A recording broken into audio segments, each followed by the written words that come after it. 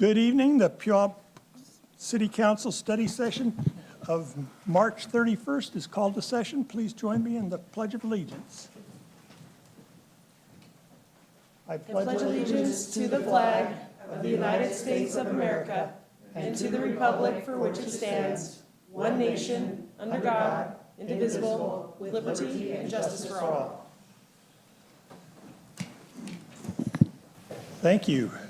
Will the city clerk please call the roll? Deputy Mayor Johnson. Present. Councilmember King. Present. Councilmember Gilliam. Present. Councilmember Castema. Present. Councilmember Schmolko. Present. Councilmember Adler. Present. Mayor Whitting. Present. Do I have a motion to approve our agenda tonight? So moved. Second. All those in favor? Aye. Motion passes.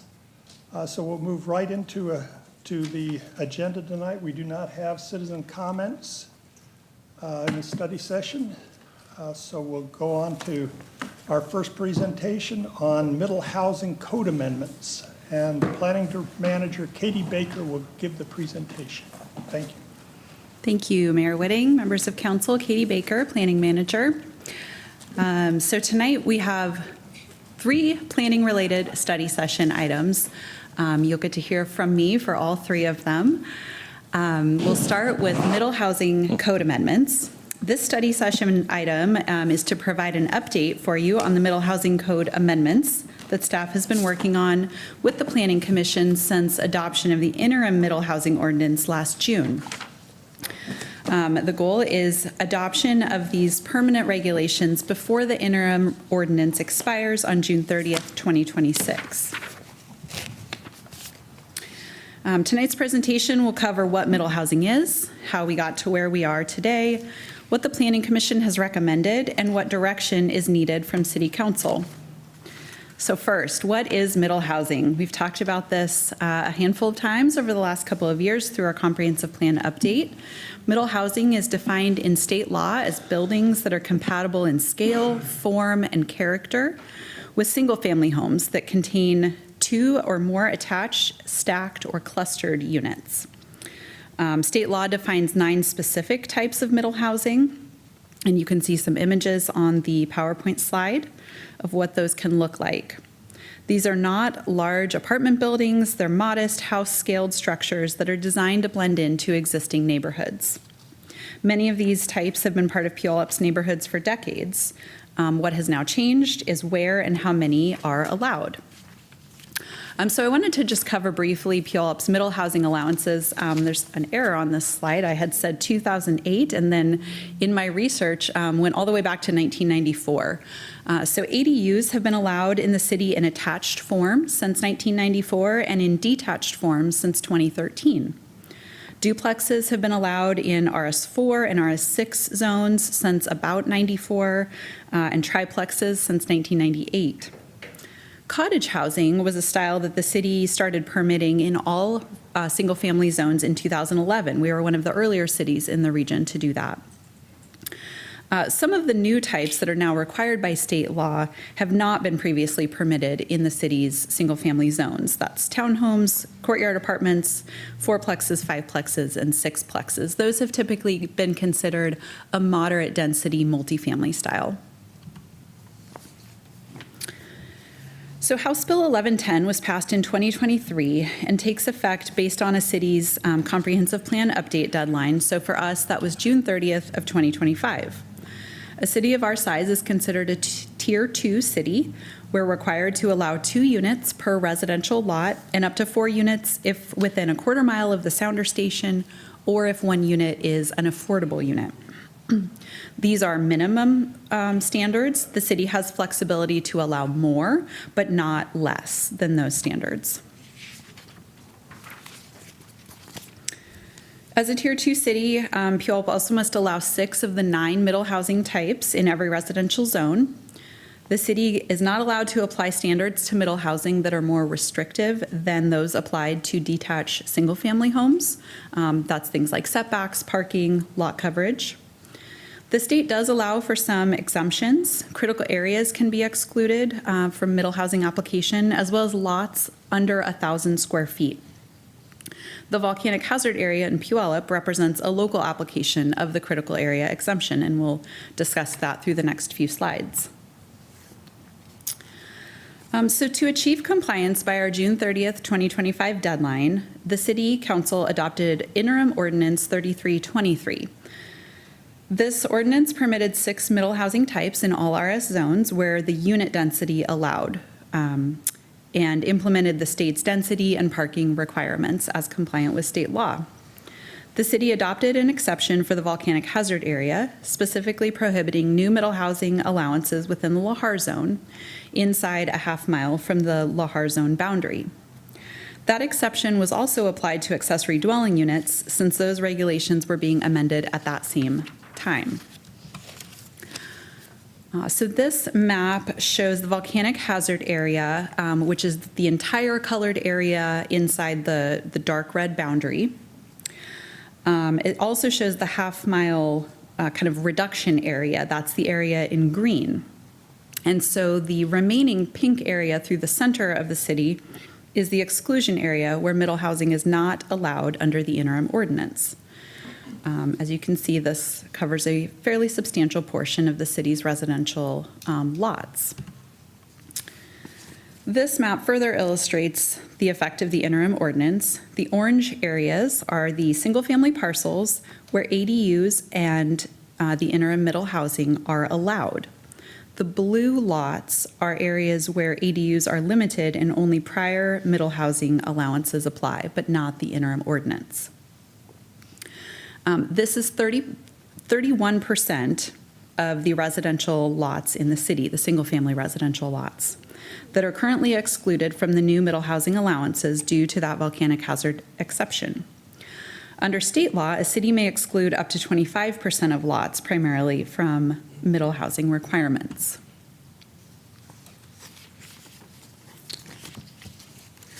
So as we began our work with the Planning Commission, we took the council's guidance from the interim regulation and used that as the basis for developing permanent regulations. The proposed permanent regulations are primarily making changes to our definitions chapter 20.15 and our RS zone chapter 20.20. For definitions, we added terms that don't currently exist in the code that are needed to define middle housing, things like cottage housing, stacked flats, and unit density. There are also some minor housekeeping amendments that we took the opportunity to make, restructuring the definitions chapter and making some small amendments to existing terms. The bulk of the changes, though, are to our RS, or single-family zone chapter. These changes establish the minimum unit density standards of up to 2 lots on any, or 2 units on any lot citywide, and up to 4 units near the sounder station or with an affordable housing component. They also incorporate the cottage housing standards that currently exist in a separate chapter in our code. So we're pulling those directly into the RS zone chapter in an attempt to streamline our code. And we also added the parking regulations consistent with state law as it pertains to middle housing. The Planning Commission, in their recommendation, also recommended removing the Lahar zone exception for its applicability to middle housing. So this is the kind of primary question for council's input tonight.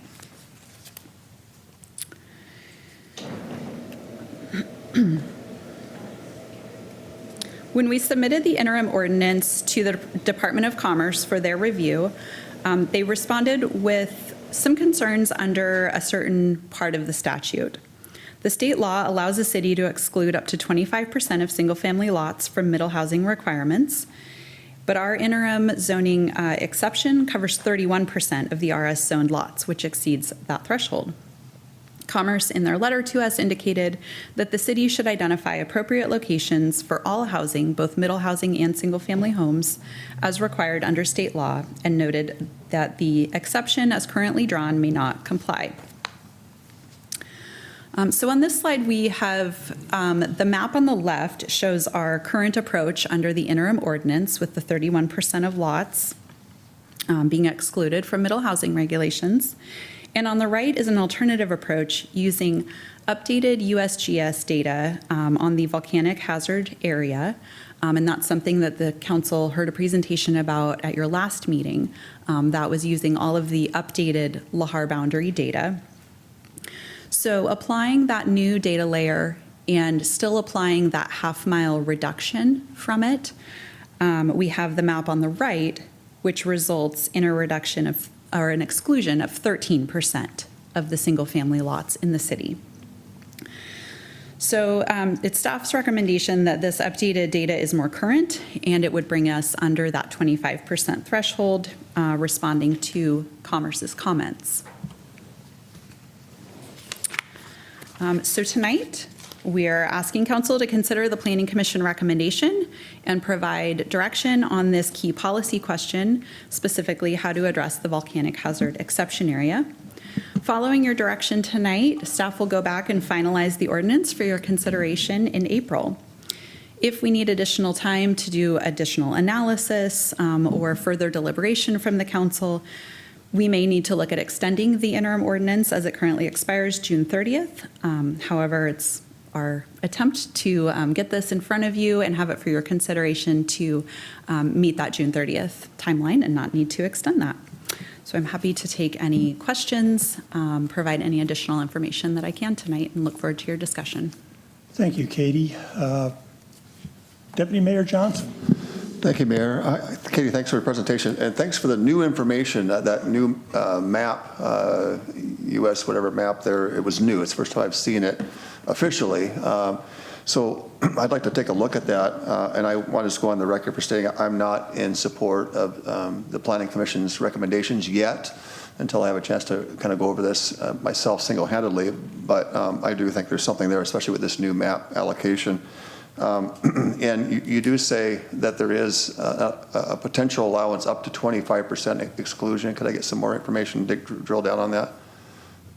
So in other words, we're at 31 now. The council could continue to move forward. There could be some compliance or challenges on that, but if there was a reasonable way to justify and show that we got it to 25%, there would be less likely for any kind of opposition if we did that. Certainly going to the 13% would fall within that threshold, but I'm not sure why we would drop down to 13% when we're at 1% without at least some study. So I want to go first on the docket to say I'm not prepared to give direction on the Planning Commission's recommendation.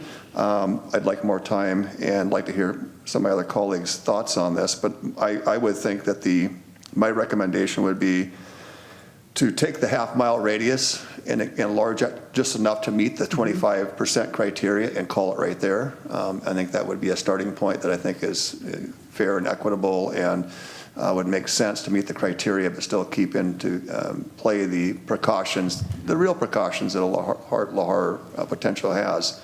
But I certainly wouldn't drop it to 13 at first blush, and I would be open to dropping it down from the 31 to the 25 by extending that boundary, however amount of mileage it is, from half a mile to 3/4 mile, or whatever that ratio is, to get us at that 25% and then move forward. So that's where I'm at, and we'll see where my other colleagues land. Thank you. Councilmember Castema. Thank you, Mr. Mayor. Katie, you said that you would integrate in the parking requirements. Can you review what those parking requirements are?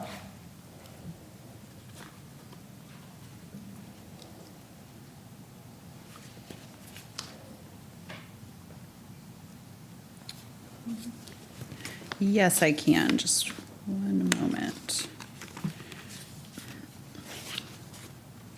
Might have to do this from memory. I believe it is so page 58 of your packet. No off-street parking is required for middle housing within 1/2 mile walking distance of a major transit stop. One off-street parking space may be required on lots 6,000 square feet or less, and a maximum of 2 off-street parking spaces required on lots greater than 6,000 square feet. So just so I understand, you could have a sixplex And if the lot size for the sixplex was 6,000 feet, you would be required to have one off-street parking, correct? It's per unit. It's a parking ratio per unit. There already was a law that was passed, though, that said for a single-family home, you cannot require throughout an entire city more than one, or you cannot require more than one half of a parking place for an apartment unit throughout the city. Does that not apply to this? We have not made changes to comply with the larger parking law that has taken effect. We don't have to comply with that, I think, until 2027 or 2028. So right now, we are just looking to be in compliance with the middle housing regulations, which is that 6,000 square foot threshold. So would a sixplex, would those be single-family residences count under what we will be under, or will they be considered an apartment? So right now, or under this proposal, a sixplex is not allowed as middle housing. I know, but So if it were in our multifamily zone, we would still regulate the 2 parking spaces per so the unit. sixplex did not make it into one of the options No, it did not. for any place throughout this. Also, when you went to your buildable lands analysis, did you take into account critical areas? Yes, we did. But you didn't take into account the Lahar zone. And That's correct. The Lahar zone does not apply to single-family or lands? multifamily development, and so we did not apply it to the buildable lands analysis. so it doesn't apply. You No, it don't does take not. those off. Okay. Also, the USGS latest numbers. What we're interested in here is we have learned recently that there's a 1 in 10 chance of a Lahar taking place. The last one, 1507, I believe. And we are within that window and trying to keep the density to a more moderate level to handle that.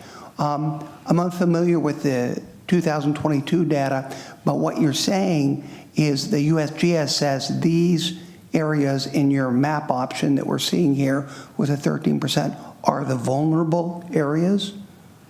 So what the data is showing is this dark line, this dark jagged line, that is the edge of the volcanic hazard area. So that is the edge of the area identified for the most imminent threat of a volcanic hazard area. Okay.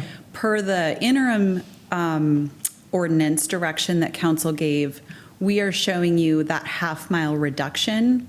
That's what we had applied on that original map. And so we carried that over here just as an example for tonight's discussion. But certainly, as Deputy Mayor Johnson pointed out, we can bring back alternative approaches. So you kind of combine both of them? Yes. Okay, that's fine. Well, as long as we're dealing with the actual vulnerable areas, and I think our original analysis as far as evacuation were, I think, fairly common sense. So no more questions. Thank you. Councilmember Adler. Thank you.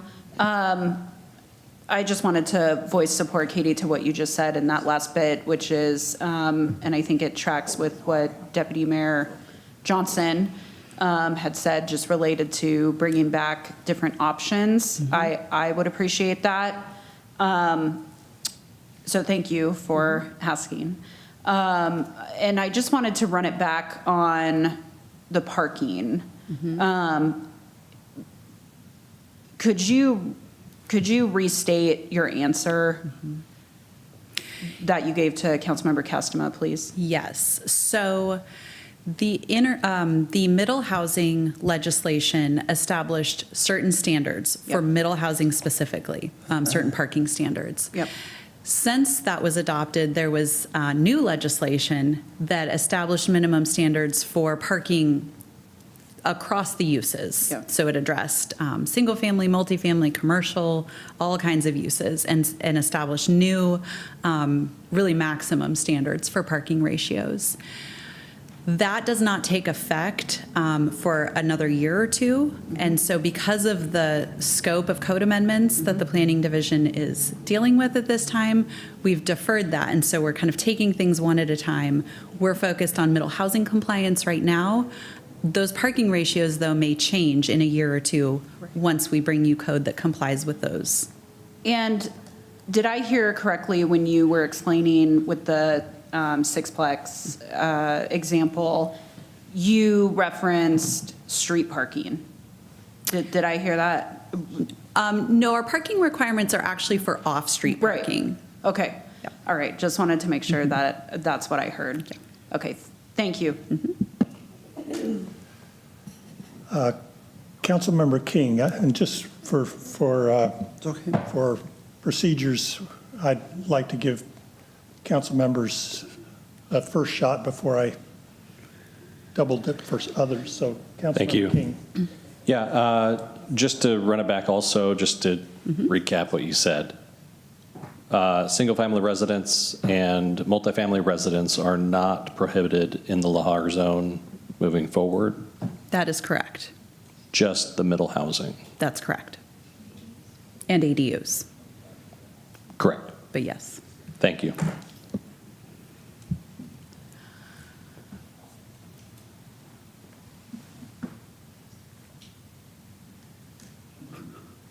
Councilmember Castleman.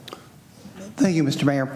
I'm actually dovetailing off the question that Councilmember Adler asked because we didn't cover that the new parking requirements in the future, which are 2 years away, will not require more than one parking place per residential unit, single family, half per apartment. However, I think a provision that Councilmember Adler and others need to know that within a half mile of a transit station, it's zero. That's correct. That means that from here to the fairgrounds, from here to Fred Meyer, in a circumference roughly, there'll be zero parking requirements. That means if a very large apartment goes in, they will not build any additional parking whatsoever and leave it up to, in essence, the taxpayers to pay for any additional parking. I mean, because we pay for the streets and that's what will take place at that time. So I just want to make sure that that point is put on, your comments too. Absolutely. Thank you. Councilmember Smolko. Hi, Katie. I may have missed this. So my question is simply, how did the staff team on this get from 31% to 13%? What can you tell me, walk us through that process a little bit? And what was Sure. trimmed out and why? So it's a change in the, essentially the USGS recommendation for what the Lahar boundary is, what their best estimate as to if the Lahar comes, their best estimate as to the kind of outer edges of the impact area of that. So the data we have been using for, I would say, a couple decades has that boundary just further south in our city. The new data pulls that up a little bit north here, and what that does when we apply that same half-mile reduction area, it just reduces that. And the lots are fairly small, downtown in comparison. And so just by making that adjustment, it really took out quite a number of lots. Thank you. Yeah. I'm going to weigh in at this point, just addressing the zero parking consideration. Obviously, that's a state mandated thing, and we don't have much say in that. But I would like to make the observation that people that are going to live in an apartment building that has zero parking are going to self-select, and if they've got a couple of vehicles, they're going to choose not to live in that apartment building. So I think there's be a self-selection process there. That's not to say that this isn't going to aggravate our parking situation, but I think that the likelihood that the city's going to have to to pay a lot of money to provide parking because apartment builders are not putting it in is unlikely. The other aspect of this is developers want to be able to rent or sell their units, and they build units with nice bathrooms because they want to be able to sell units with nice bathrooms. They're also going to build units with parking because they know that parking places help sell the building. So the idea that all of our future apartment complexes are going to be zero parking, I don't find that very likely. But again, the concerns that have been expressed here are valid concerns and things that we need to look at as a council. But I just kind of wanted to mitigate the doom and gloom may not be quite as dark as we think it might be. Councilmember Smolko, are you? Okay. Deputy Mayor Johnson. Thank you, Mr. Mayor. The USGS revised maps got it at 13%. Do you recall what the old map was, what the percentage was there? I don't think that was listed here. I don't think it was 31, was it? That was something? No, the 31 is based on the Oh, old it is? map. Okay, so Yes. the old one was 31. Yes. Okay, I didn't know if the 31 was the half-mile radius. It's the old map minus the half-mile Okay. reduction All right. versus the new map minus the Gotcha. half-mile Okay. reduction. All right, so the old map was 31 according to USGS, and the new map is 13%. They've shrunk the exposure of potential concern. The USGS is, they're responsible for the whole nation, right? So they cover everything in the nation. So they're very high level, and I'm sure fairly accurate, but they're not micro level. And so I think their numbers certainly have some data behind it, I'm sure, but I would think that micro local entities might have a little better handle on the details of that. So I think with the state's allowance of 25% what was that? I thought I heard some conversations or comments here. With the state's allowance of up to 25%, my recommendation is that we look at that compromise of taking whatever that half-mile radius is, get it to 25%. That'll put us a little over what the USGS states, but also gets us well under what they were stating at 31. Might be a good compromise at that. So thank you. Yeah.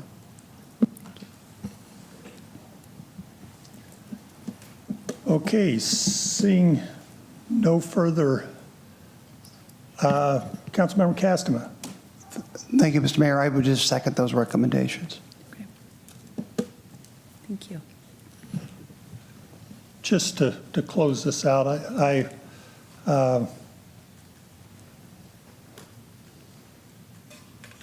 we've got a lot of property owners in the city, and we're basically telling some of them that they can't do things with their property that they might like to. I think we want to consider that carefully before we make these exclusions. So I'm not ready to jump to the 25% recommendation that we put in the quarter-mile buffer zone because the Lahar we were concerned about people getting out in the Lahar. I think the logic behind that quarter-mile limit still makes good sense. So I'm leaning towards the 13% map myself. Thank you. Councilmember King. Thank you. Just to weigh in, I too would like to see us stay at the proposed 13%. I understand the thoughts behind the 25, but I think by using the new USGS recommendation here and to Deputy Mayor Johnson's remarks that they are national, I respect that comment. However, they do have many local entities within the state that are USGS that are overseen nationally, I will say, but I think reducing the barrier to the middle housing and squeezing that down to the recommendation, I think we'll be okay with the 13% there in my observation, and I'd be okay with the 13%.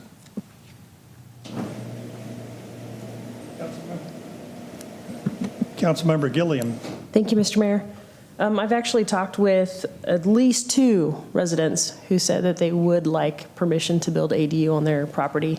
So I understand the concern.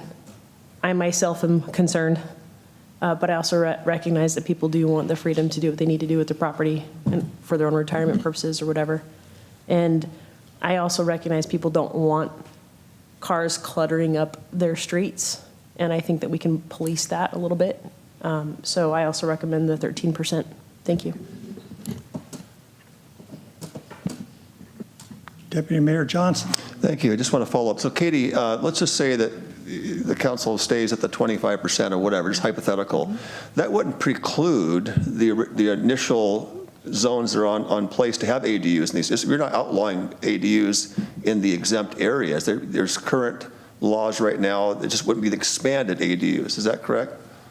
No, the way that the council gave us the direction with the ADU ordinance was a prohibition on accessory dwelling units in the exception area.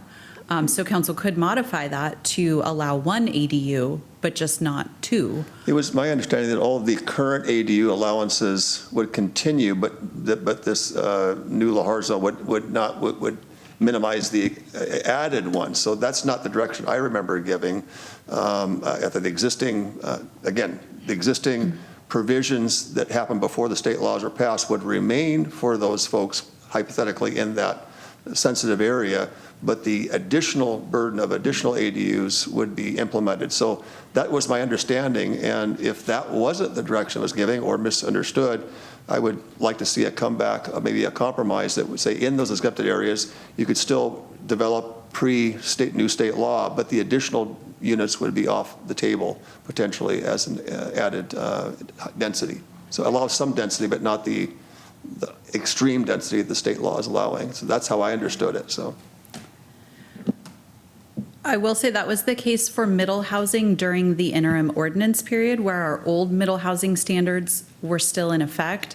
But because ADUs were being adopted as permanent changes, there was no fallback option in the code, but we certainly can bring that back. Absolutely. I'd like to see that option. Councilmember Castema. Thank you, Mr. Mayor. Again, a clarifying point on this. We've had ADUs, we've allowed ADUs now ever since I have been here. In fact, we have allowed reduced impact fees for ADUs. Correct.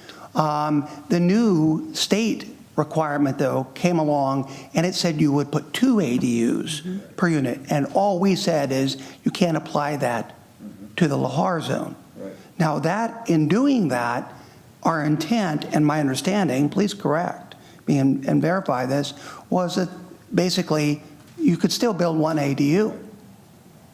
Is that correct? We said none. There was no longer a standard in the code for allowing 1 ADU, so that was not our understanding. So impact fees, all of that went away. All of that we had worked on. It still exists for the areas where property owners can build ADUs. Okay, all right. Well, I agree with Councilmember Johnson. Yeah, let's bring that back. So again, I focus on what Councilmember Castema was saying. Historically, we've allowed ADUs any place in the city, but just 1. And my suggestion is that we even in the limited area that we're describing here, that we allow that 1 there. So the other observation I'd like to make is we don't have local authorities on Lahar stuff. The USGS is the begin all and end all of Lahar study, and Mount Rainier is the most monitored mountain any place in the country.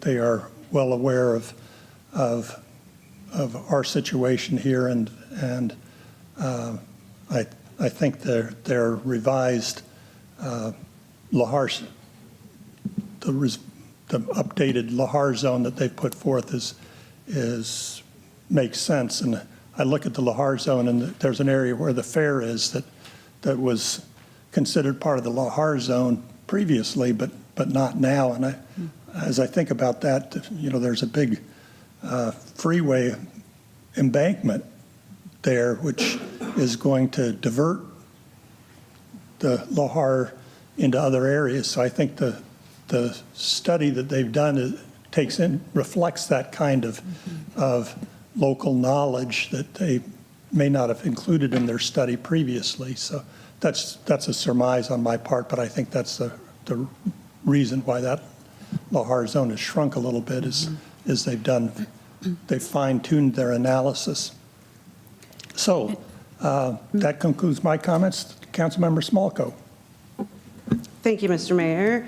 As I'm thinking this through, sometimes it takes me a minute to process. So the 13% on its face sounds awesome to me, but then I just want to make sure I'm considering who is potentially displaced. So if my first question is, who lives in these new areas demographically? Maybe we don't know that exactly today. Mm-hmm. 2, have those people been notified in order to have the opportunity for public comment more invitationally? Mm-hmm. And thirdly, what about the pressure for the existing homeowners to deal with the people who want to develop that property, to get these bigger units in? So I worry about displacement. Mm-hmm. If a landlord for renters, for example, says, oh, now I get to sell my property to somebody who can put in more units, see you later, alligator. Mm-hmm. That concerns me. So displacement, demographics, just making sure we aren't disproportionately negatively affecting a certain demographic.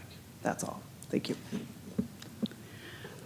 I was going to bring the map back up just to speak to a couple things. So we can certainly do our best to provide some demographic information when we bring this back. I also just wanted to point out that, oops, sorry, Amit and I are both. Here, oops. So when we bring alternative options back for you, all of our maps will use this jagged edge. This is the Lahar boundary as now recommended by USGS. And so that will be kind of the baseline for any further maps that we bring you. This half-mile reduction that resulted in the 13%, that was council policy direction in the interim middle housing ordinance. So certainly it's very within your ability to give direction for that to only be a half-mile reduction area or a different number. But everything will use this outer edge as the Lahar boundary, as that is the newest data that we're now using. And we will provide you with some different options that show a different reduction area, and that's simply based on your policy direction, not necessarily on the USGS. That boundary will stay the same. Okay. And just appreciation for your comment about displacement, Councilmember Smolko. Displacement is always a concern when we address zoning changes, but in this instance, the new directives from the state allowing ADUs are expected to provide additional low-cost housing in the area, so the likelihood that displacement is going to take place in those areas is going to be reduced in my mind, as opposed to being a bigger problem. So I just wanted to weigh in on that a little bit. You're still up, Councilmember Smolko. Is okay. Seeing no further things, I think we're ready to move on to our next presentation. Thank you. And we'll call up Katie Baker. Thank you, Katie, for doing triple duty tonight. So this next presentation is regarding our Phase 2 zoning map and code updates. This is package 6 of the DPS work plan that we presented you with, I think, back in January. As you'll recall, well, I'll get to that in a moment, but we'll go over what is included in the Phase 2 zoning map changes, kind of a background of our mixed-use zones. That's what this presentation is specifically focused on. And we'll get into 2 of the 5 zones, specifically the River Road mixed-use and community mixed-use zones. So with that, our zoning map updates, we are taking a 2-phase approach with this. Phase 1 was implemented by City Council last month. These were very straightforward changes to implement future land use map changes that were adopted with the comprehensive plan update. We were needing to make zoning cleanups to be consistent with those amendments. These were things that were discussed during the comp plan update and relatively minor cleanup items. But now we're focusing on Phase 2. These are areas that require a bit more detailed analysis, will require additional and kind of deeper planning commission review, as well as in many cases, more extensive property owner coordination. So I'll walk through a few examples of some items involved in the Phase 2 process, and then we'll get into the mixed-use zone districts. So some of the things we'll be looking at are removal of our office professional and limited commercial zones, and you'll hear about the commercial removal a little bit more in the next presentation. We'll be looking at application of our CBD core, which is our central core downtown zoning, considering maybe some expansion to that zoning designation, and establishing our new neighborhood serving commercial zone, which is our limited mixed use or LMX zone, to some of the targeted areas that we identified in that comp plan update. Other changes include looking at our remaining mixed-use areas and updating our code standards. This is what we'll be focusing on in this presentation tonight. And we'll also be taking a look at the fair and the fair overlay zone. These are some changes that were discussed during the comprehensive plan update. The Planning Commission raised some questions for consideration in looking at the zoning code, as well as some requests directly from the Washington State Fair. Staff will come back to council soon for some policy guidance on those fair-related changes. We'll also be looking at single-family residential zone consolidation, which we presented on earlier this month and received council direction.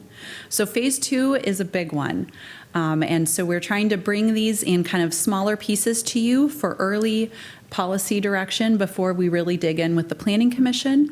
And we'll be able to find a few other touch points throughout the process to be sure that we're hearing the council direction clearly and working with the Planning Commission in that intent. So now to get into some background on our mixed-use zoning designations. And forgive me, I'm probably going to use a lot of acronyms here, so just stop me if there are any questions. Mixed-use zoning in Puyallup has been implemented incrementally over time, with each zone being adopted through various planning efforts in the city as we evaluated growth, redevelopment opportunities, and market conditions. We now have 5 mixed-use zones ranging from a limited mixed use, or the LMX, to a community commercial mixed-use zone, or CCX, and that's applied to the South Hill Mall.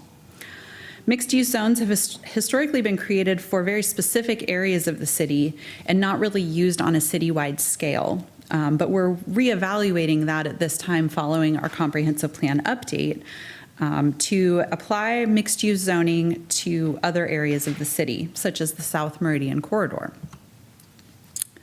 So I'll briefly walk through each of the 5 zones, and then we'll get into the focus areas on the 2 specific zones tonight.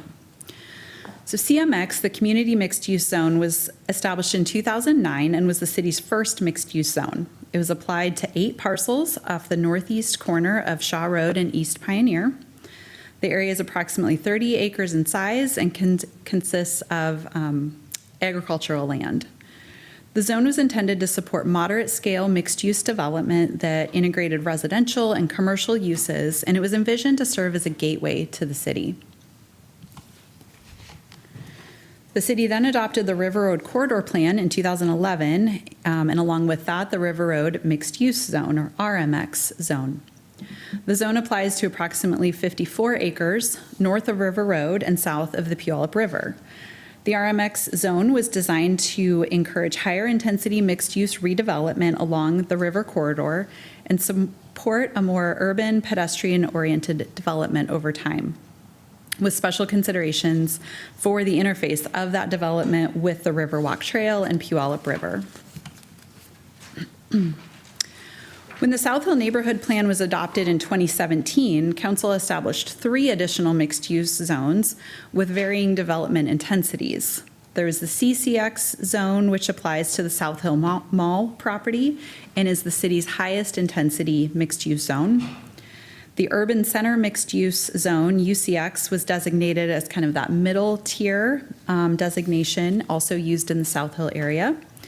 And the Limited Mixed Use, or LMX zone, was intended to be the least intensive mixed use designation and serve as more of a transitional zone between higher intensity commercial and lower intensity residential. So just very quickly through these maps, this is a visual of where CCX is applied. That's the mall property itself. The UCX has been expanded under Council's zoning Phase 1 work. So it used to only be applied in the South Hill Regional Growth Center, and now it's been expanded down South Meridian to the 512 overpass near 15th. The LMX zone used to only be applied in South Hill, but after the Phase 1 zoning map changes, those areas have largely been rezoned to UCX, so a little more density and intensity in South Hill. LMX is now intended to be reused as the new neighborhood commercial zone. Staff will be coming back to Council later this year for more discussion on that zone development and to get your direction and concerns and questions answered. This map, I realize, is very hard to see, but it's because it's just sprinkled throughout the city now. This is based on the comprehensive plan update land use designations. And again, this is really intended to apply to kind of small areas or even single parcels that maybe have historic commercial uses in a residential area, but to really address properties that have that interface, you know, with limited commercial uses, but largely surrounded by residential. So this table just again shows a comparison of the 5 zones that I just went through. You can see how the different zones compare from the descriptions, the density ranges, as well as the height. CMX is a very low density zone at 10 dwelling units per acre and has a lower building height maximum. RMX and UCX are very similar. They have the same density allowance and height allowances. And CCX is that highest intensity zone. There's no maximum density, and height allowances range from 75 to 125 feet, and that's with density bonuses. So I wanted to touch on kind of the amendments that staff is considering to apply to all of the mixed-use zones. One of the things that we've identified during the comp plan update process is allowing development that is standalone residential in the mixed-use zone. When mixed use was first developed, we were rezoning a lot of previously commercial areas, and so we wanted to make sure we retained a strong commercial component. But there have been market changes since that time. We know just from having landlocked parcels or parcels that don't front on an arterial, some of them just are not appropriate for requiring commercial. So one of the things that we're looking at is allowing standalone residential developments in the mixed-use zone. We don't think that will have a negative impact on commercial. There's still plenty of commercial opportunity. It just gives a little more flexibility as to how that looks and where it's applied. We'll also be taking a look at increases to density ranges and height allowances. That's something that we've heard a lot of feedback from developers and applicants as kind of a hurdle when they're looking at, a proposed project on a particular site. We'll also be taking a look at use considerations in the mixed-use zones. We've had some questions pop up about battery storage systems. That's something our code is silent on, and we need to make sure those things are identified and regulated properly. We've had other requests to consider broader allowances for road service uses, things like gas stations, car washes, auto sales. So we'll be touching on some of that in the River Road mixed-use slides, and can consider that more broadly as we move forward. I'm happy to pause for questions. Okay, Councilmember Castema. Thank you, Mr. Mayor. Regarding the RMX zone on River Road, I think at one time there was a vision of a mixed-use area, but as it's become more important, I think, for us to have designated commercial corridors, I think that is one of those areas that I think they have tried to put the flag up the flagpole numerous times, and no one will salute it. And I think that there may be a very good reason why the residential is not a component that is that viable in that area. My question to you is that I actually think that should be a commercial area. But having an RMX, does that in fact hinder that in any way from being a primarily, if not, does that in fact hinder that in any way from being a primarily, if not exclusively, commercial zone? That's a great question. I think it certainly doesn't prohibit commercial, but what it does do is prohibit certain commercial uses that tend to be more land intensive. So things like auto sales, outdoor storage, those things have been prohibited in the RMX zone. But aren't there car dealers in the actual RMX zone? There is one, yes. Maybe two. So mostly the RMX was applied on the north side of River Road, and that was intentional because there were not historically car dealerships on that side. We left the south side, where the majority of car dealerships are general commercial. So now you have the Hyundai, and then you have the Larsons. Yes, those are the two. Okay. And I can't imagine along there, we have the old, well, the Larsons, I think, goes across the street from their main place there with all the garages, and with Fred Meyer. I just can't think of other possible residential areas in there. Again, I know how valuable commercial development is to the city, and I do not want to hinder that. So,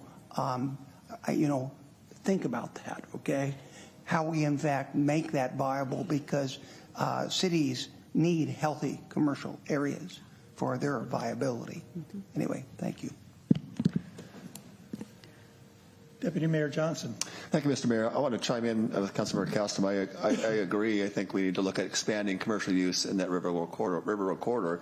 I would just simply add another caveat to that, not either or. I would say look at expanding it, but why couldn't we have an overlay so that if some developer wanted to develop residential there, they could certainly do that. The market would dictate what it is, rather than eliminate that vision, add an overlay or something to that nature that expands commercial usage, but lets the market dictate, what will be developed there. So I think it would open up the gamut more than limit it, and I would certainly support that concept on it. But I do think that commercial is, they've already proven that that whole corridor is already proven to be very, provide great services for our city, for residents that want to purchase and repair cars or whatever, and it's provided great tax revenue for us. And so if they're able to expand that area in business, provide more services and more tax revenue, we should do it.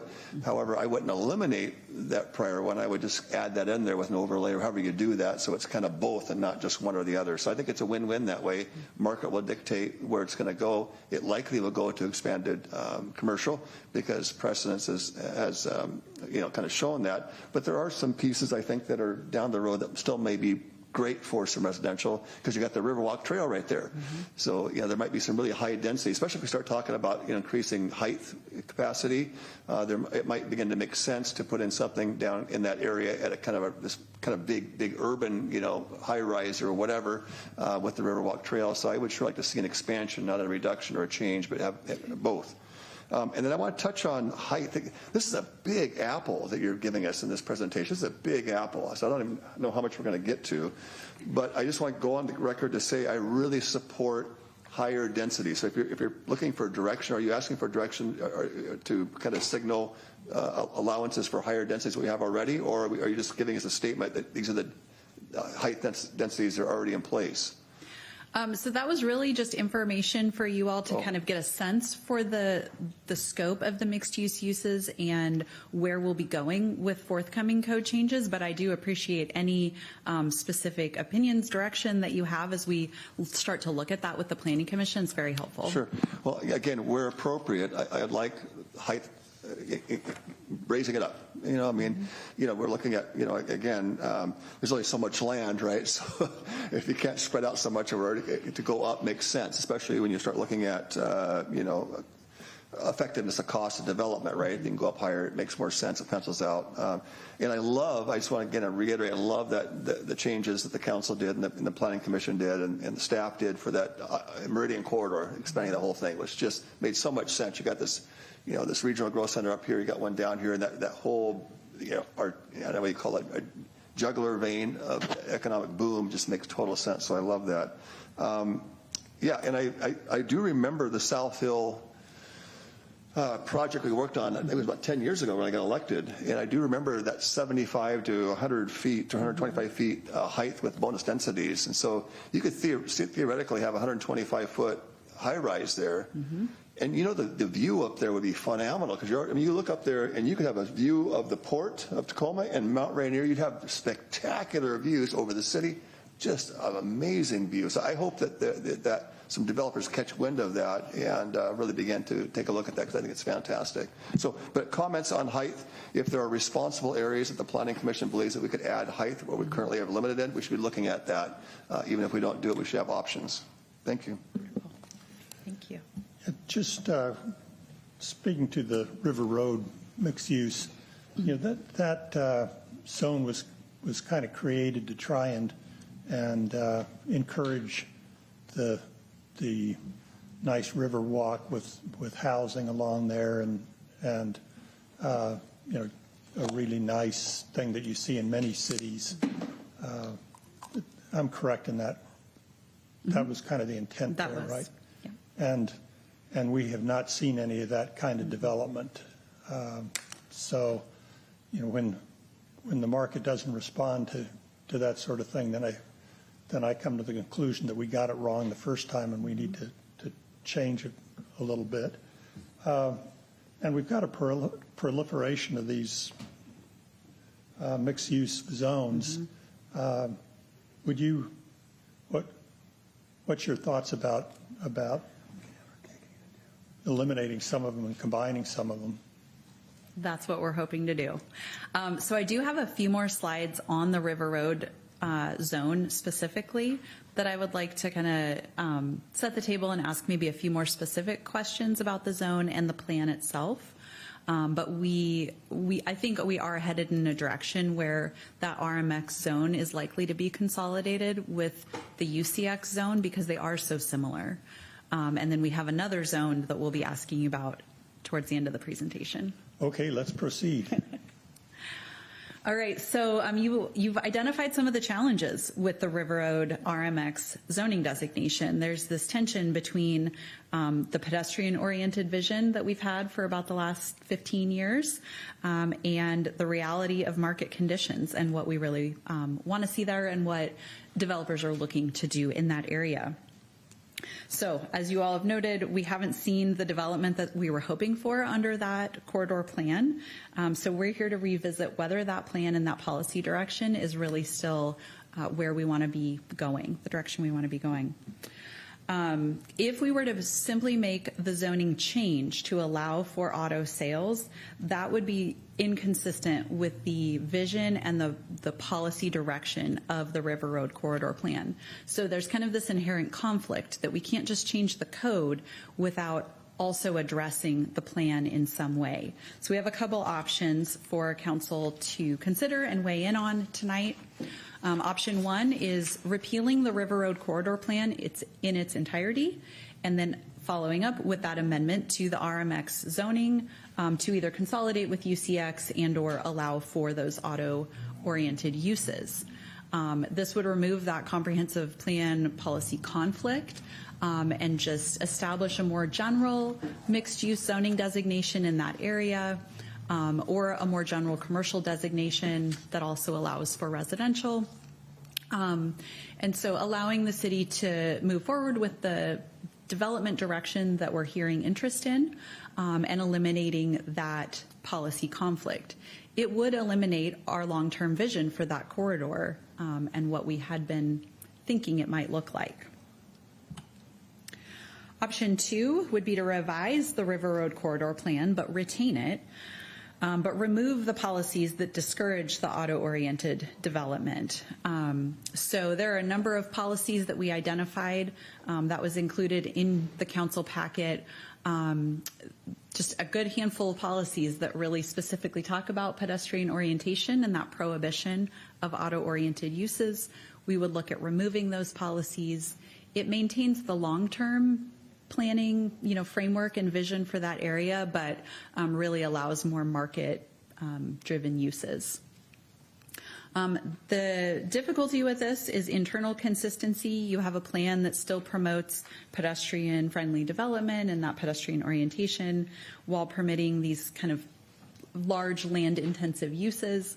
So there may be an inherent conflict there in use allowances. The third option would be to update the plan, go through a new community planning process for the River Road Corridor area. That would be, a public engagement process to really hear from the community what their vision for the area is. Again, we can still explore potentially allowing those auto-oriented uses, but doing it as a more concerted community planning effort. This allows for kind of a reset button on that River Road Corridor Plan, gets up public engagement, but does certainly add time to this process and may delay kind of those zoning amendments that I think what we're hearing from the community, the development community, that they want in the near future. So those are the three kind of basic options that staff has developed for your consideration. I've certainly heard your interest tonight in us exploring the addition of these auto sales uses in the zone. So I think what I'd be interested in hearing from council is if your preference is to revisit and update the plan, to simply remove the policies that prohibit those auto uses, or to repeal the plan in its entirety. Councilmember Castema. Thank you, Mr. Mayor. Katie, doesn't option number two, in essence, do what Councilmember Johnson had requested? Yes, I would say so. Okay, yep. I'm fine with that. Thank you. Mm-hmm. Deputy Mayor Johnson. Thank you. Yeah, if 2 is closer to what I'm talking about, we get both, even though it shows some inconsistencies. There's all kinds of nuances. We're okay with nuances. I think there's areas where we can have that. Some things are just that way. If that's the closest to getting us both, allowing for car allowances, but also allowing for industry if they come with some high rises, that could merge very nicely on there, and I think it could be helpful. And some of these high density, developers that come in could help the car dealerships in terms of customer potential, but also, people living there, watching there at night, create some safety issues that might protect some of that area. So I would support 2. Again, as long as it accomplishes both, options and not just limiting one. So, and I'm totally against 3 completely. I just think time is of essence. We haven't got time to study it and all this input. I mean, this land's been here for a long time, and I just don't think we need to go back to start to page 1 on that. So I'd be against 3. Councilmember King. Thank you. Regarding the UCX zone, it says allows for higher density and height. What exactly does that look like? Could you refresh my memory on that? How many homes per acre, or how many units per acre for high density, that type of thing? It's a range of a minimum of at least 8 units per acre if you're proposing residential, to a maximum of 22. We are finding that that's still fairly limited. Most developers who are developing in that type of area in a more mixed-use fashion want a higher density. So that's something we'd be bringing back to you as part of the overall mixed-use zoning changes. 22 per acre is the same as RMX right now, correct? That is correct. And Yeah, what they're is the our same. downtown core set for? No maximum in our downtown core. We only limit based on height, but density, I mean, you could have 100 tiny units or 20 larger units. It would seem to me that that area of Puyallup being so close to freeway access and River Road 167 there, that will soon probably go away once 167 goes out too. I-5 there. It'll be interesting to how they phrase that or number that. But with that said, being that there is so much throughput available there, it would seem like it would make more sense to put a higher density than the 22 per acre, or like our downtown, have no number attached to it. With the housing issues that we do have, it would seem like that would make the most sense for that particular area out of really any area in our city. So I would encourage my colleagues to consider that just because there is so much available throughput and freeway access there. Thank you. Thank you. Oh, and I will add the auto situation, that should all be included as well. And frankly, it is my belief that that whole area should be wide open for development with very limited restrictions. Thank you. Councilmember Adler. Thank you. Thank you, Katie. Appreciate your hard work and the clear slides that you are providing to us. I will say that I support option 2. I think that it's been a long time coming to see or reimagine the corridor and the area, and I think that option 2 gets there. But I will say that while I definitely believe and understand time is money, I do expect that option 2 will include elements of option 3 to engage with the public and property owners, et cetera, in the area. It doesn't have to be a full-blown outreach operation, but I do expect that the city will be engaging with property owners and businesses in the area. Housing is housing. I support going vertical. And I think that that's where I'm at right now. And again, appreciate the very clear slides. Councilmember Gilliam. Thank you, Mr. Mayor. So after listening to my colleagues, I'm also in support of option 2. But instead of going with the UCX, I'd like us to see us go with the CCX, if I'm getting that correctly. Higher density, taller buildings, mixed use for commercial as well as residential. So I just thought I'd add some clarity to our thoughts, what I think I'm hearing, but just kind of define it in words that we need for the Planning Commission to help steer and guide that. So thank you. Thank you. Deputy Mayor Johnson. Yeah, again, this a study session. This is kind of why I get a couple bites, because I'm hearing and get stimulated from other conversations. So I want to weigh in with several comments. I do think there should be no density maximums. I think we should open that up like we do our downtown core. There's no reason for that. I also think do we know what the current height options are, and if so, can we look at what we did with the South Hill Mall and go up? I mean, I don't know why we couldn't go up there. Absolutely. Anyway, so we don't need to go there, but I would say I would really encourage increased height allowances. Again, no maximum density in that area, and just create this really high commercial area with potential high density housing. But let's get away from this 8 to 22 units per acre. That's just to me.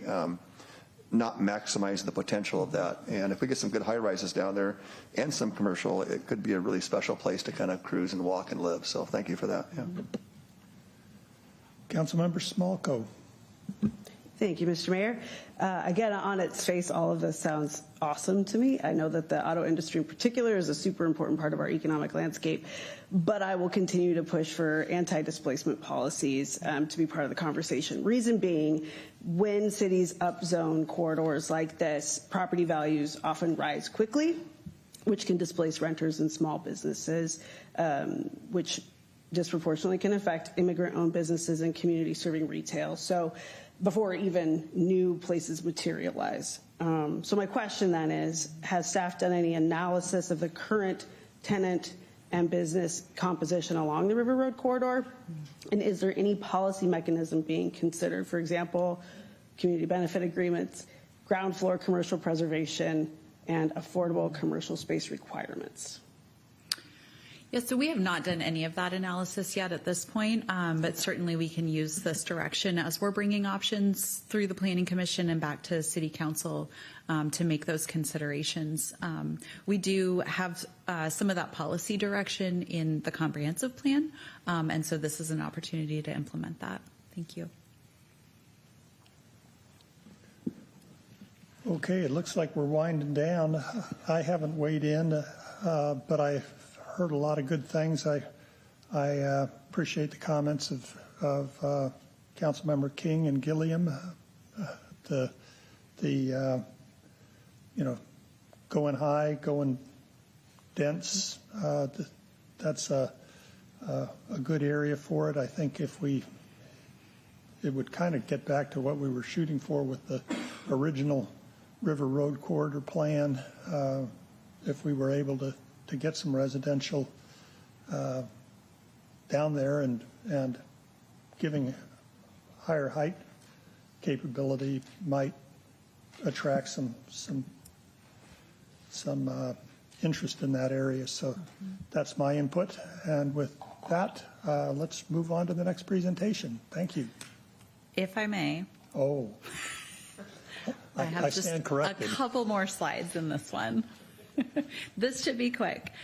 We wanted to have a brief conversation about the community mixed-use zone. This is the zone that is specific to the Shaw Pioneer neighborhood. Again, it applies to, I think, 8 parcels, 30 acres. This was our very first mixed-use zone. Chris Beal and I wrote this zone when we were just baby planners here at the city, and we've learned a lot since that time. So it was developed for a very specific context. This is seen as a gateway to the city, longtime agriculture land that we knew would be redeveloped at some point. It was very important to the community, to the city council at that time, that we had pretty high standards in that area, and that the development wasn't too big, that it really was kind of a village node type of a concept. Well, as the city has grown and grown up around in that area especially, we're reevaluating and looking at whether the CMX zone is still the right fit. The property has remained undeveloped. Again, we're talking about 17 years, I think, since that zone was adopted. And so it's time to consider whether we're doing more harm to what the market and the community wants to see in that area. If CMX were to be eliminated, we would recommend that the properties be rezoned to the UCX zone that we were just talking about. However, it's important to caveat this with the fact that we're looking at changes to the UCX zone. So what I've presented on the slide in front of you is the current density and height, but that is subject to change. So a couple of options for your consideration and input tonight as well on the CMX zone.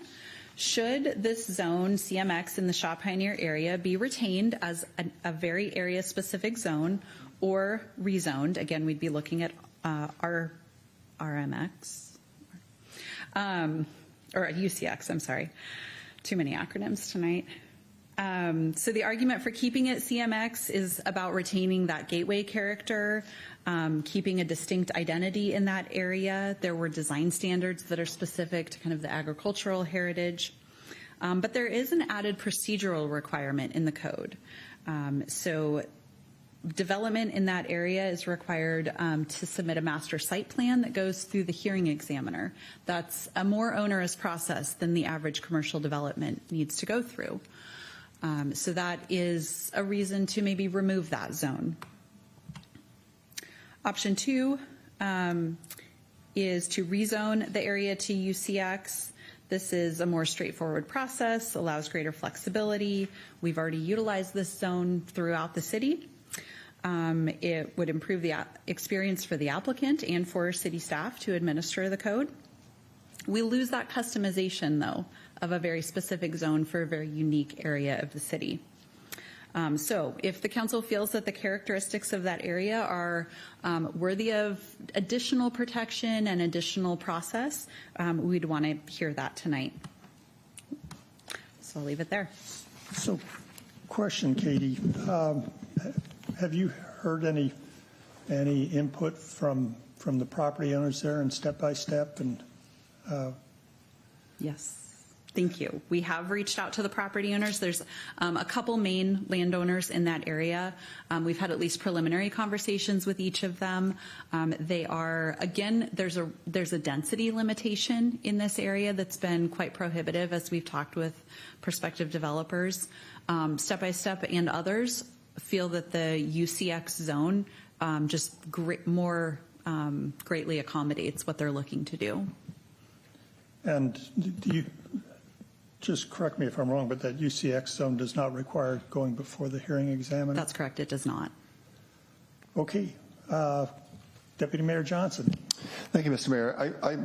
I support at least going to the UCX. I'd like to get some added thoughts. If hypothetically we went to the UCX scenario, does it allow for increased density? Is that right? Yes, it would. Does it also allow, if we're looking at market conditions, if nobody necessarily wants to live there, does it open up other business opportunities that might qualify to develop in that areas with the UCX? It's a variety of primarily commercial uses. So again, it would not necessarily, I think we would want some direction on whether council would be comfortable with a wide open set of commercial uses. Things like auto sales and auto-oriented uses may not be appropriate for that area, and we'd like to hear that tonight. But certainly, the variety of retail, service, professional service, and office type uses would be allowed. Hotels would be allowed. Again, unless we hear direction otherwise. Yeah. Well, I love our auto dealers, but I certainly wouldn't want to see that there. But other businesses, I think, should have options there. We have that beautiful plaza there, Kitty Corner. We're in that area with the Safeway and all the office or all the various businesses there. I think it should be added. Again, I think it should increase options for residential density.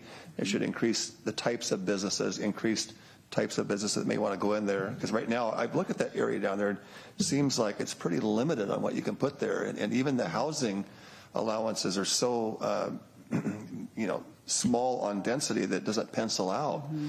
So I'd love to see this opened up.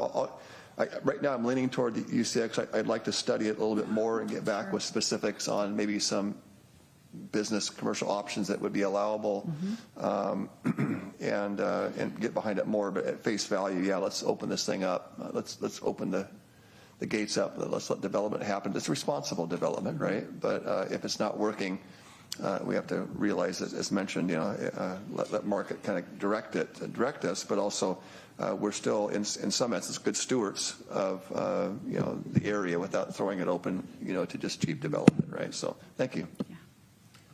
Councilmember Smolko. Thank you, Mr. Mayor. My husband is a small business owner in that area, and I also know there are many others. So I just want to ask a couple questions. Does the code update, or would the code update include any analysis of small business vulnerability in that transition? In other words, are there notice requirements or similar things for existing commercial tenants when properties might be rezoned? I don't want them to get priced out, basically, is my concern. Sure. We would certainly do noticing to the property owners to make them aware of the zoning change. Further analysis, I'm not sure if it gets into kind of economic analysis. We may have limited capabilities of doing that, but certainly engagement with the property owners is part of that process.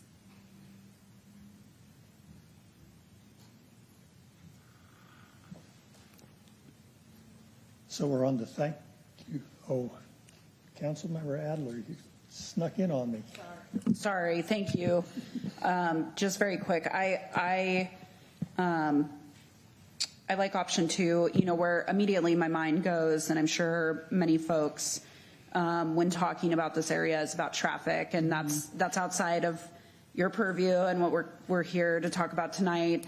But that is present on my mind when talking about this. And so, I certainly don't want to be prohibitive, but I'm very concerned about that. Absolutely. And what in the future that looks like. But again, that's not you. So thank you for allowing us to engage. Yeah, thank you. Okay. Now do we get to move on to number 3? Thank you.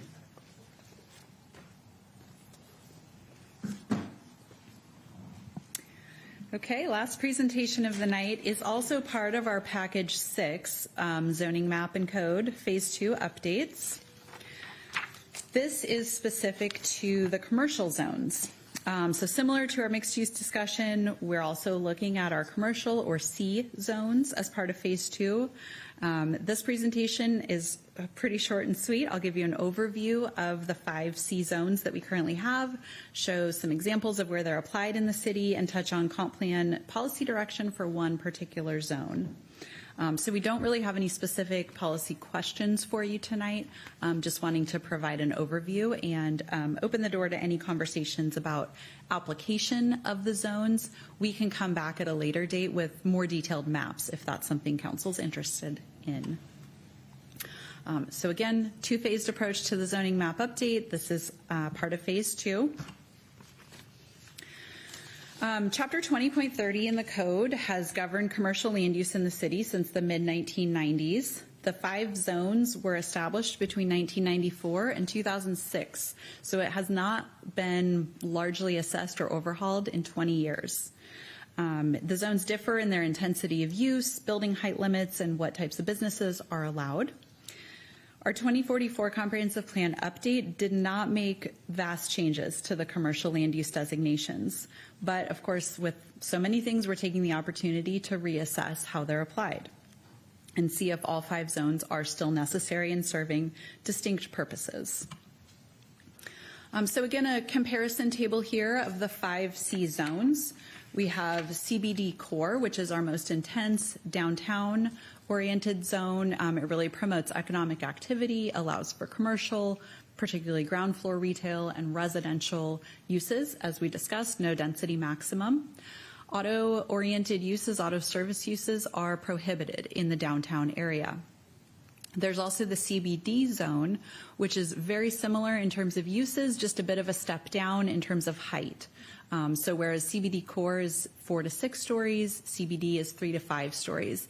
And when I show a map in a couple slides, you'll see it's kind of a concentric circle approach. So the meridian core is CBD core, and then kind of outside of that is CBD.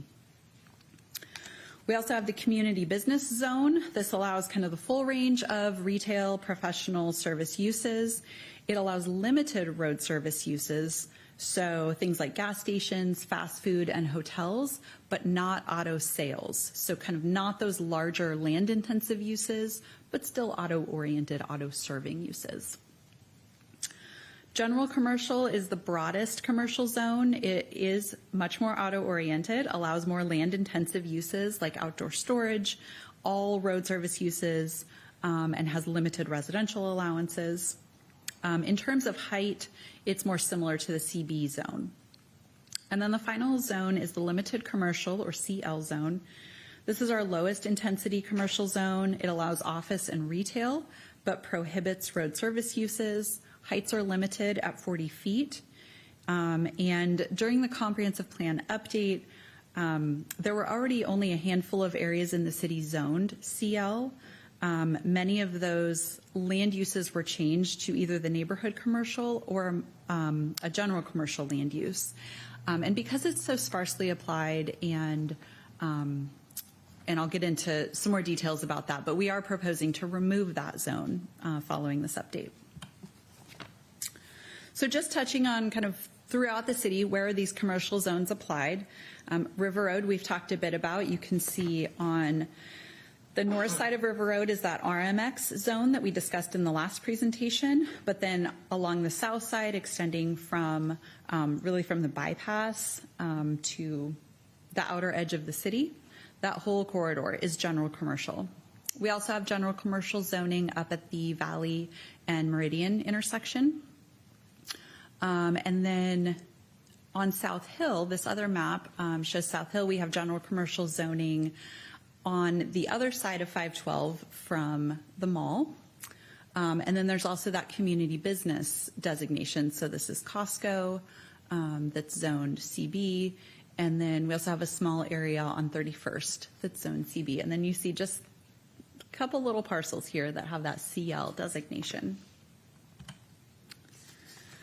The maps on this page, the map on the left shows downtown. So I know it's a bit hard to distinguish, but this bright pink in the middle, kind of you think of our core downtown streets, Meridian, and a block or two off in either direction. That's our CBD core.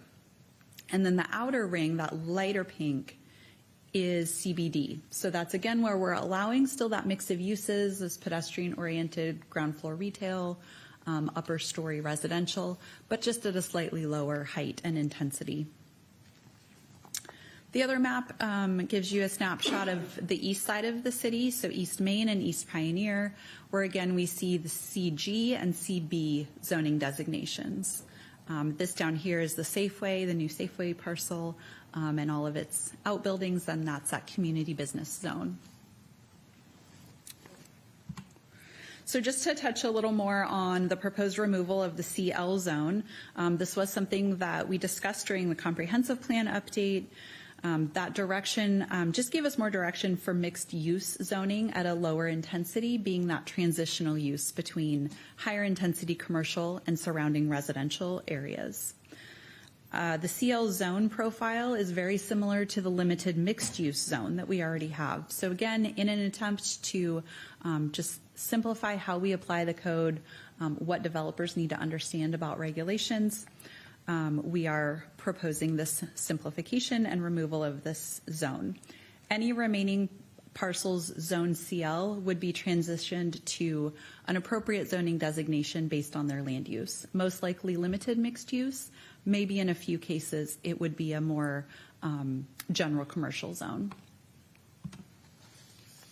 And so again, just to point out where the CL is applied, the corner of 31st Ave and 9th Street Southwest, up on the hill, got a couple parcels there, zone CL, and then downtown, we've got, again, just a few parcels on the west side of downtown, and then the stretch of, they're mostly homes still, just behind the downtown Safeway, so between the Safeway and the bypass. Those have been zoned limited commercial for years, probably 2 decades at least. We've seen, I think, little to no redevelopment in that area. The limited mixed use would actually be, I think, more appropriate because it would better facilitate the existing residential while still allowing for low-scale commercial uses.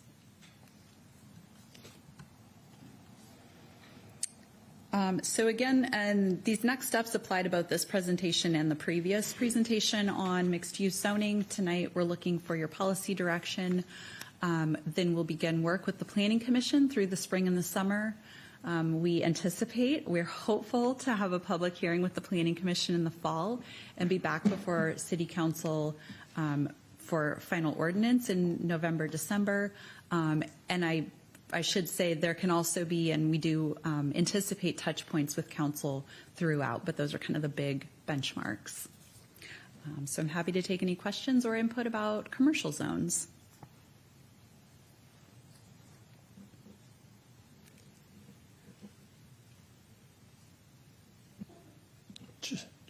I'll jump in.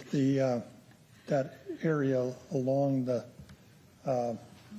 across the street from the junior high school there behind Safeway, I think that limited mixed use makes a lot of sense to me.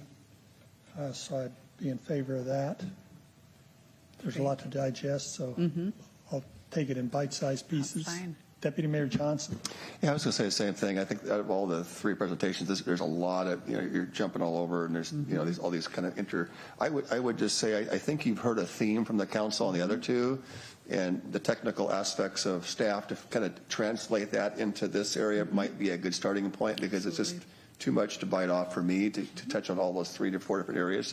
But I think you've heard a pretty good theme, and I think if you were able to translate that into this, it might be helpful to bring back some suggestions and options. But yeah, there's a lot to chew off here. But it is kind of interesting, and I think staff, and I think Councilmember Castema mentioned, staff in the minutia of what you do, because you're professionals, is what you do. I think he used the word, I don't think I'm taking it out of context, but some common sense. If you look and you see some of these spotty zone areas, and at one point they were fine, but not maybe really appropriate now, you might just say this might be better served with some higher density or better uses there to maximize development in an area that's already developed, but maybe not zoned for the continuation of that similar development surrounding properties. So that would be kind of my thoughts on that. But yeah, there's a lot to chew on this one. Councilmember Gilliam. Thank you, Mr. Mayor. Katie, I just have a quick question in clarity to just help me understand. On, I don't even know what slide number this is, but the existing C-zone comparisons slide. The table. Yes, thank you. The very bottom where it says limited commercial, there's a proposal to remove per the comp plan update direction. If we were to remove that, and we just said we liked that over by Cal's Junior High and behind Safeway, how would that affect the businesses in that area if we were to remove that zone? So our proposal is to remove that zone and rezone it limited mixed use. That would be consistent with the direction that we took in the comprehensive plan update. It would allow essentially the existing homes to remain. They could transition to small scale commercial uses if desired. So if I'm hearing you correctly, and if I'm comprehending, you circled those on the that current zone maps CL zone slide because we just want to identify those. Yes. Oh, yeah, we're just copy that. highlighting it. I'm all in. Let's do that. Great. Thank you. Councilmember Smolko. Thank you. I think I'm in agreement with Councilmember Gilliam. This is all I admire you all so much. The language, it's a whole foreign language and a set of skills I do not possess. So I have a lot of questions. But so my key question was, and I think you just answered it, but I want to be sure, is where do the CL zone properties go? And I just wanted to make sure that they weren't going to go back into sort of a general zone. But it sounds like limited mixed use. And I think that's a good thing. I support that. I just don't want them to be absorbed back into general commercial. That would be definitely a step backward for neighborhood character and small businesses. So am I understanding that correctly? You are understanding correctly. Then that was it on that. Thank you. Great. Okay, it looks like we're quiet again. So let me just ask, we've given you a lot of direction. Is there areas that aren't clear that we could do a better job of giving you a little more? And maybe I should direct this to Director Brunel, if she's seen something that she would like further clarification. No, I really appreciate all of the direction and conversation that we've had tonight. I think that you've highlighted a lot of the problems that we've reviewed over the last couple of months, which is that we have a lot of redundancy in our zones right now. And so the effort that we're making at the staff level is, again, to bring those forward in bite-sized pieces to get this conversation prompted so that when you see this, again, likely at your June study session, with just a synthesized document that reviews everything we've talked about and the direction we understand that you've given us, you'll have some background and some context. So I don't have any specific questions right now. I just want to thank you all again for that direction. In the conversation, I think that we've gotten a lot of great direction tonight. So thank you, Council. Okay, well, my one last comment is I'm a streamline, simplify kind of guy. So if you come up against things that there's two options, and one is simpler and more expeditious. That's the one I vote for. Thank you. Okay, and so we've gotten through our three presentations. We've now got a citizen comment section. City Clerk, will you provide the instructions? Yes, thank you, Mr. Mayor. This time is reserved for a public comment on tonight's agenda topics only. The mayor will call on those who have provided their names in advance. Then the mayor will call for those other citizens who wish to speak. For the record, please state your name and council, district, or address in which you reside. Please direct your comments to the council as a whole, not individual council members. All comments are limited to 2 minutes. The clerk will provide a verbal notice when only 30 seconds remain. As a reminder, this portion of the meeting is council's opportunity to hear from the public and not a time to engage in debate. Lastly, per state law, this public comment period cannot be used to speak in support of or in opposition to a ballot measure or individual candidacy, and no such comments will be allowed. Okay, and I just have one citizen comment tonight. Angelin Izquierdo. Am I getting it close? Yeah, a little closer. Izquierdo. Izquierdo. Yes. I'll keep trying. That's okay. You can always keep trying. Good evening, council members. My name is Angelina Izquierdo from Pierce County District 2. My topic tonight is on the map of interim middle housing applicability area in regards to boundary lines from another perspective. So as per the area of the mapping of the interim, as I am formally requesting that there be consideration of expanding the option of including the population of unincorporated South Hill, which is roughly estimated to be about 70,000 people, since most frequently refer to this area as Puyallup, as stated in our residential addresses.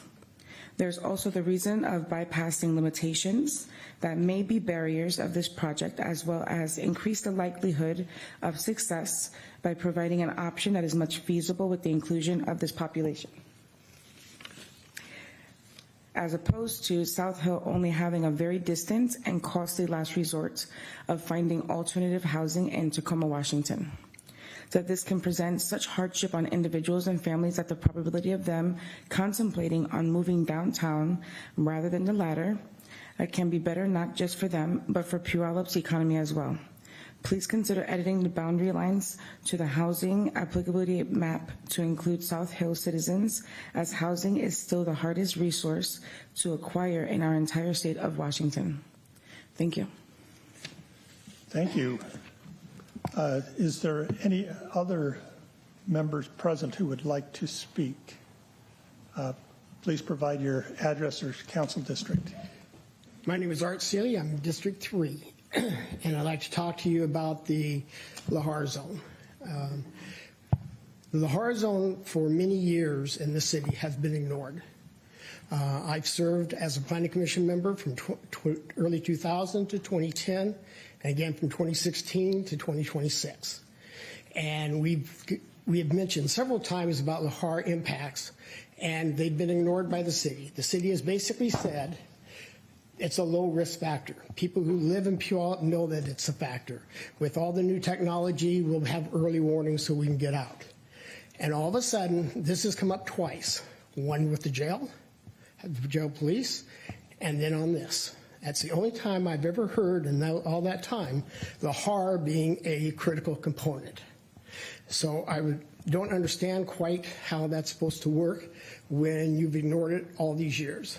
We've allowed a municipal building, which is a critical building, which under the comp plan, the old comp plan, critical buildings were not supposed to be in the Lahar zone, and yet we sit in one. We've talked about apartment complexes being big and not being able to get people out, and yet many of you on this council approved everything on East Main, on the ones that are going up on Shaw Road, on the Cornford Campbell lot, on the police, across from the police station, all high unit multifamily housing. Same problem that you're going to have is trying to get people out. 30 seconds. Thank you. So the other thing is with this, you're removing an economic development factor for all the people in downtown here that don't have a large lot that can put a multi-housing establishment on it. Anybody that wants to do, now you're going to allow one ADU, that's fine. But if they want to do a triplex, a duplex, any of the other combinations of middle housing, they can't because you're not allowing it in that zone. And that's why you huge Mr. Mayor, equity the speaker issue. has reached 2 minutes. Thank you. Between the Valley and the South Hill. You're now pushing all the middle housing up to South Hill. And if that's equality and equity, you're wrong. You need to spread this out the city so that every resident has this opportunity. Thank you.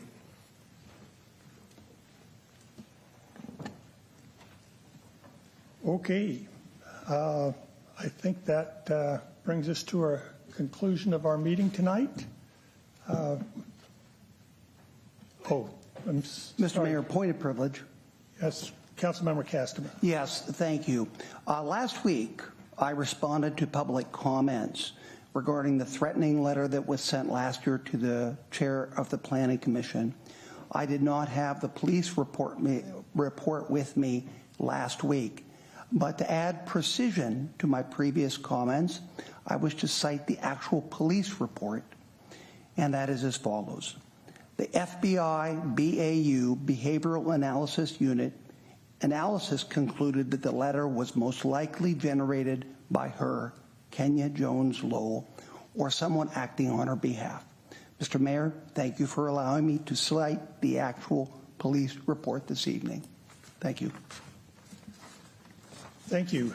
With that, I think our meeting stands adjourned.